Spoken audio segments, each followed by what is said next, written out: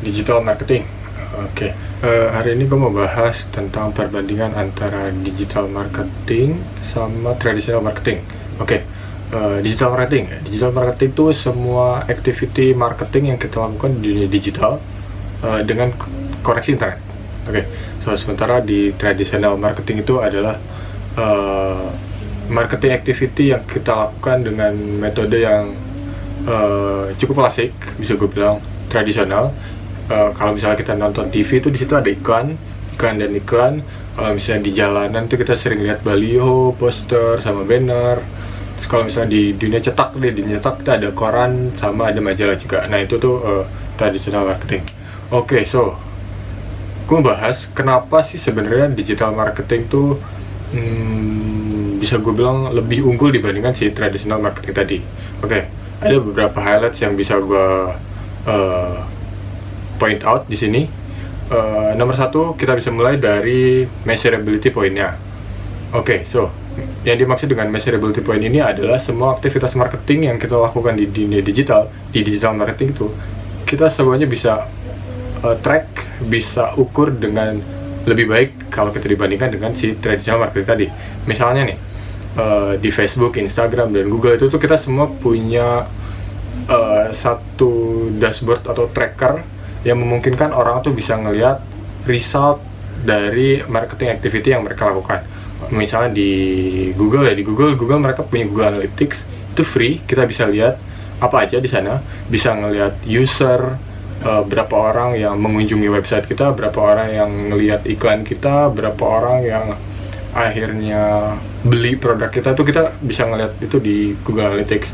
Atau di Facebook juga ada Facebook Ads Manager, di sana kita bisa statistiknya, atau mungkin di Insights, di setiap post yang kita lakukan di Facebook tuh kelihatan siapa aja yang like, berapa orang, siapa aja yang komen, siapa aja yang share, itu semua kita bisa lihat.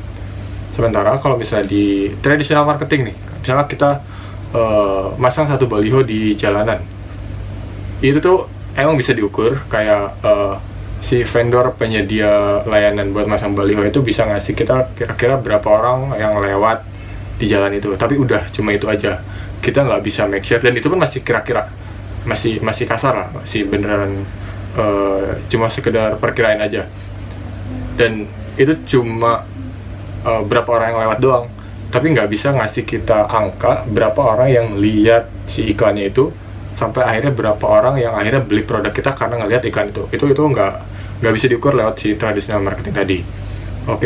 Itu nomor satu, measurability point-nya. Nomor duanya adalah advanced target. Advanced target ini mungkin kata lainnya adalah segmented audience kali ya. Jadi di sini kita kalau mau melakukan activity di digital marketing itu, kita bisa milih kita mau nargetin si aktivitas marketing kita ini mau ke siapa. Misalnya nih, kayak gue misalnya baru punya bayi, gue penjual, gue memposisikan diri gue sebagai penjual, gue mau jualan popok ke orang-orang yang bakalan beli produk gue.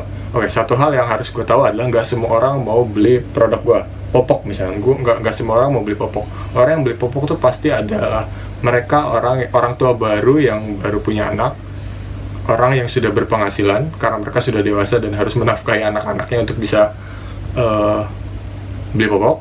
Jadi ya udah, kayak untuk marketing activity kita ya kita lakukan dengan menargetkan orang-orang dengan karakteristik seperti itu, instead of kayak kita kasih ke semua orang. Kalau misalnya di traditional marketing itu kita pasang satu poster yang of course semua orang bisa lihat, dari mulai anak kecil sampai orang tua, kakek nenek, itu semua bisa lihat, jadi nggak efektif juga. Jadi kayak di digital marketing itu kita bisa milih audiens kita siapa. Hasilnya itu bakalan jauh lebih baik dibandingkan kita melakukan activity dengan audiens yang sangat luas seperti di traditional marketing tadi.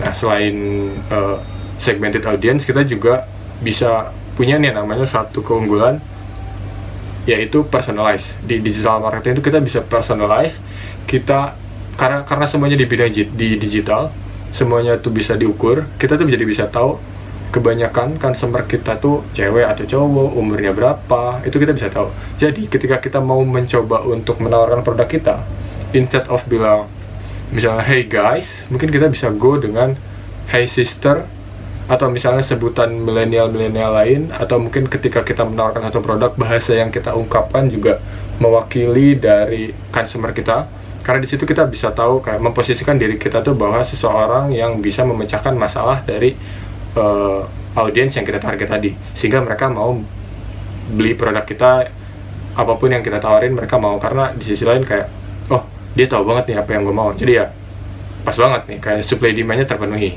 Nah itu being personalized. Sama tadi yang kedua buat advanced target, yang ketiga adalah budget efektif. Yang dimaksud budget efektif di sini adalah mungkin dijelasin ini dulu. Banyak orang yang ngerasa bahwa semua marketing activity itu membutuhkan biaya. Yes, itu bener, tapi bukan suatu keharusan. Untuk yang butuh biaya mungkin kayak di Facebook Ads, Google Ads, Instagram Ads itu pasti butuh biaya. Tapi ada juga kayak misalnya email marketing juga ada penyedia jasa yang bisa trial dulu, coba dulu secara gratis. Terus ada lagi SEO tuh kita cuma nyediain satu konten sehingga bisa dicari di Google, dan itu free untuk semua orang, bisa mulai dari sana. Nah, budget efektif, kalaupun kita memutuskan akhirnya untuk spend money, untuk spend budget yang kita butuhkan pun juga nggak terlalu besar.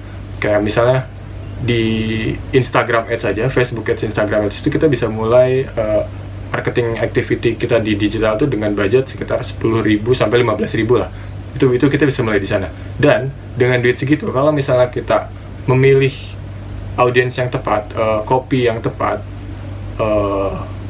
aset yang tepat, banner yang tepat, tuh kita bisa nge-reach orang jauh lebih banyak dibandingkan budget yang kita keluarin di awal. Jadi bukan cuma balik modal nih, kayak yang jadi kita bisa jauh lebih untung dibandingkan dengan uang yang kita keluarkan di sana. Nah, again, itu pun bisa di-track hasilnya gimana. Nah, itu tadi buat si budget efektif lagi.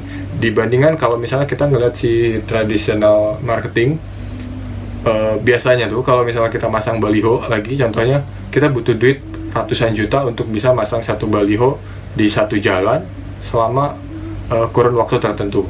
Nah, itu jelas-jelas mahal banget. Jadi kayak buat kita yang mau coba bisnis, mau jualan cash HP atau frozen food segala macam, itu kan start small, jadi kayak mungkin budget ratusan juta itu susah banget buat diwujudkan untuk kita yang baru mulai. Nah, itu nomor 3, budget efektif. Sama selanjutnya adalah nomor 4, real time results.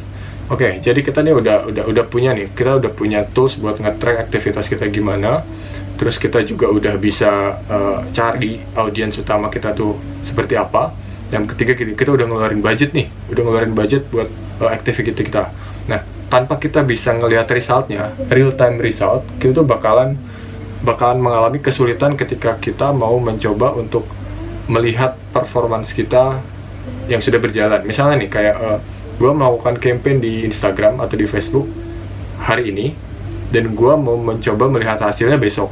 Nah, dengan digital marketing itu tuh kita bisa kelihatan kayak dari mulai hari ini sampai besok tuh ada berapa orang yang udah visit website kita, berapa orang yang udah nge-like status kita, berapa orang yang komen, berapa orang yang akhirnya beli, itu bisa kelihatan. Sehingga keuntungannya di sini adalah ketika kita nanti mau mencoba untuk berubah pikiran atau misalnya mau melakukan optimasi, kayak oh ternyata campaign di hari ini tuh nggak bagus karena mungkin ada kesalahan sama kopinya mungkin kurang menarik, atau misal gambarnya kurang catchy buat mereka, atau mungkin di sisi lain audiensnya salah. Nah, dengan kita bisa melihat real time statistik tadi, kita tuh bisa langsung tahu dan bisa langsung bergerak apa yang harus kita lakukan untuk bisa mengoptimalisasi campaign marketing kita selanjutnya.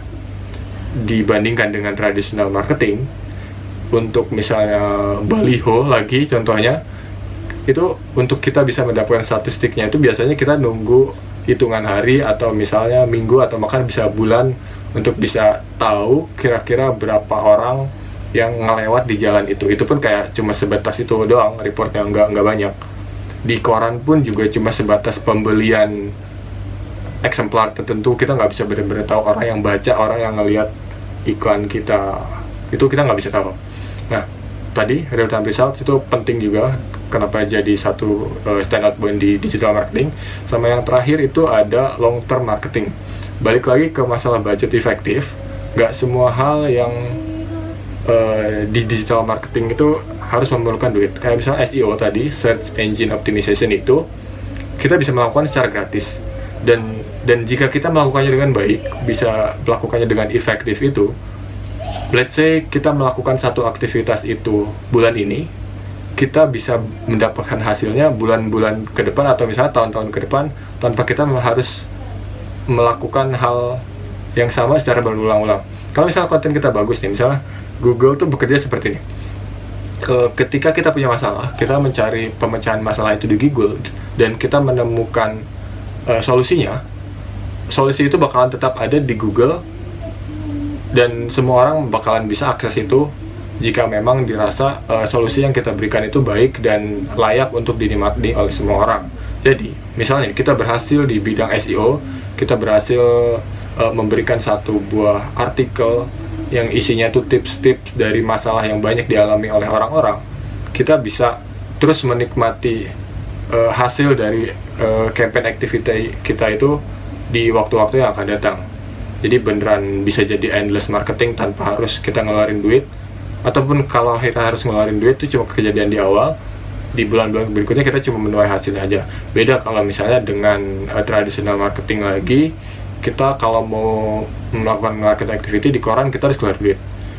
Mau buat poster, kita juga harus misalnya ngeprint atau ngopi yang bisa aja tuh suatu saat itu dihilangin, di take down, kayak posternya mungkin udah nggak ada di sana lagi. Oke, jadi gitu aja perbandingan antara traditional marketing dan juga digital marketing.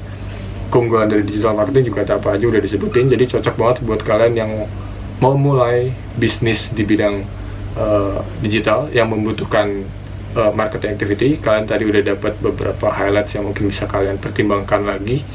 Dan sekian di sesi ini, sampai jumpa di sesi berikutnya.